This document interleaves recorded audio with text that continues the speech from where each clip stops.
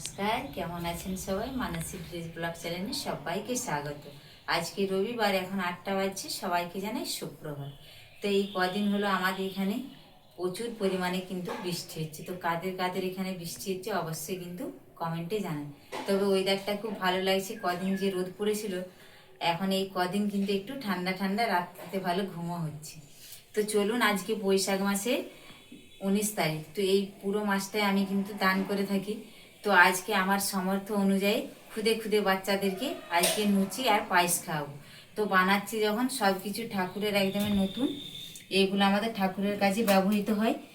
তো সেই হিসাবে আজকে আমি লুচি পায়েস বানাবো। তো ঠাকুরকেও দেবো, চরণে অর্পণ করব, আর খুদে খুদে বাচ্চাদেরও দেবো। তো সেইটুকুই আপনাদের সঙ্গে শেয়ার করব। আপনারা পুরো ভিডিওটা দেখতে থাকুন, আশা করছি সকলেরই খুব ভালো লাগবে। তো এখন ময়দা মেখে নেবো। আর এই যে এখানে দেখুন, আগে থেকে আতপ চাল আর গোবিন্দভোগ চাল একসঙ্গে মিক্সড করে নিয়েছি। দেখুন, এখানে প্রায় 600 থেকে 700 মতন চাল রয়েছে, ভিজিয়ে দিয়েছি। দুধে ফুটাবো তো তো ভালো লাগবে। চলুন তাহলে ময়দাটা আগে ঝটপট মেখে নিই। দেখুন, এখানে 2 কেজি ময়দা রয়েছে।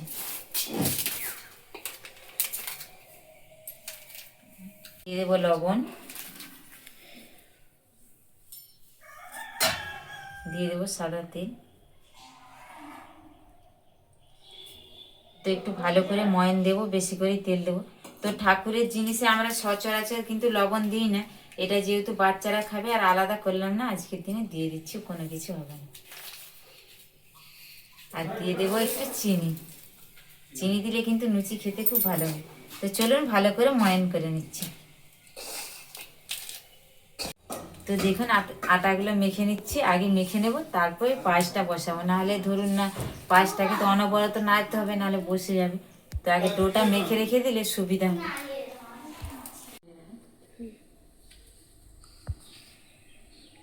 এইদিকে মেয়ে আমার একজন ননদ করছিল, তো সে ক্যামেরা ধরেছে, পরে দেখিয়ে দেবো। এই যে হচ্ছে, এইদিকে দেখুন, এই যে চালের সঙ্গে একদমই কাজু কিশমিশও ভিতে দিয়ে দিয়েছিলাম। আর এইদিকে দেখুন, দুধ একদমই ফুটে উঠেছে।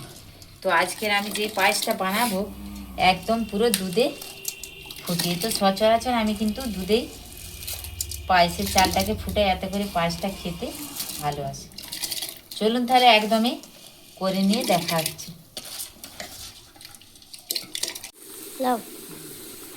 দেখুন, একদমই লুচি, ফুলকো ফুলকো লুচি। দেখুন, উল্টে পাল্টে লাল লাল করে ভেজে নিচ্ছি। এইদিকে পায়েস হচ্ছে, এইদিকে দেখুন মেয়ে আবার শাশুড়ি মা চান টান সেরে লেগেছে।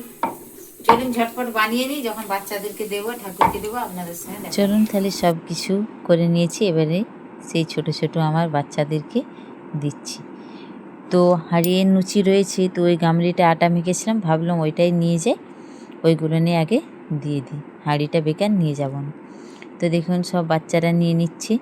তো বাবা বলেছিল যে প্লেট আনার কথা, তো আমি ভুলেই গিয়েছিলাম আমার বড়মশাইকে বলতে। তো ওদেরকে আগের দিনে বলা হয়েছিল, যেদিন শরবত দেওয়া হয় তার আগের দিনে, যে তোরা একটা ছোট ছোট বাটি নিয়ে আসবে। তো ওরা এনেছিল, সেই কারণে আর কিনতে দিলাম না। কিনতে দিলেও হতো, সামনেই বাজার, কোনো ক্ষতি হতো না। তো দেখুন, সবাই একে একে করে আসছে, নিয়ে যাচ্ছে। তো আমার ছেলেও কি দুষ্টুগিরি করছে। তো আমার মেয়ে বসেছিল, ও বলছিল আমি দেবো, দিতে দিইনি বলে মুখটা ভারী হয়ে গেছে। আমি বলছি, তুমি সবাইকে সমান করে দিতে পারবে না? কারো বাড়িতে হয়তো দুজন রয়েছে, সে একটাই বাটি নিয়ে আসছে, বলছে আমাদের দুজনকে দাও। তো আমি হিসাব করে করে দিচ্ছি সবাইকে।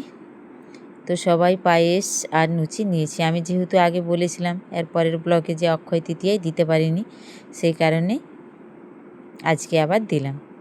তো আমার ছেলেও বাটি নিয়ে এসে ধরে নিয়ে বসে আছে, একটু করে মুখে নিচ্ছে, বলছে খাবো না। আবার হাতে বেলুন নিয়েছি। তো দেখুন, এই দেখুন আমার সেই জায়ের মেয়ে। তো সবাইকে দিচ্ছি। তো বাচ্চাগুলো এত বদমাশগিরি করছে, এই বলছে আমাকে দাও, সে বলছে আমাকে দাও। আর ওরা কত খুশি বলুন। যাই হোক, সামর্থ্য অনুযায়ী, যেমন আমার সামর্থ্য, সেই হিসাবে আমি বাচ্চাদেরকে দিয়েছি। আপনারাও আশীর্বাদ করুন, যেন আরও আগামী দিনে আমি আরও অনেক কিছু এই বাচ্চাগুলোকে দিতে পারি। যাই হোক, ভিডিওটা এখানেই শেষ করছি। ভালো লাগলে লাইক শেয়ার করবেন। আপনারা ভালো থাকবেন, সুস্থ থাকবেন, সাবধানে থাকবেন। খুব শিগগিরই দেখা যাচ্ছে পরের একটা